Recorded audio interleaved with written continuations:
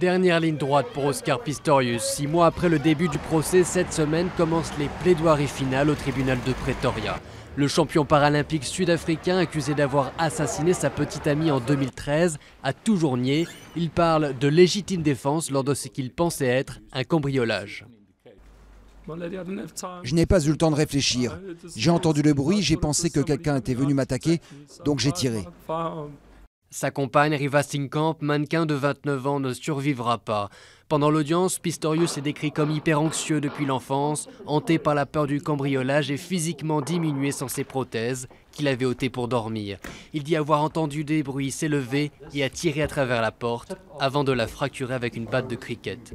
Une version souvent remise en question par le procureur Gary Nell, qui dresse le portrait d'un homme impulsif et instable, avec une dangereuse obsession pour les armes à feu. Elle s'est enfermée dans les toilettes, vous avez pris une arme et vous avez tiré dans le but de la tuer. C'est faux. Si, c'est ce que vous avez fait. Mi-juillet, Oscar Pistorius s'exprime pour la première fois depuis le drame sur Twitter, car pour la star sud-africaine, la bataille n'est pas encore perdue.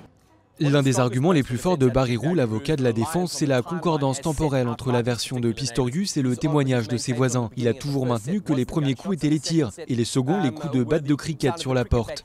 Il dit que cela concorde avec ce qu'ont entendu les voisins et prouve la version des faits de son client. Il va vraisemblablement utiliser cela à nouveau pour essayer de prouver l'innocence. Assassin manipulateur ou tragique accident, après les plaidoiries de l'accusation et de la défense, la juge Masipa devra répondre à cette question. S'il est déclaré coupable, Oscar Pistorius risque une peine incompressible de 25 ans de prison.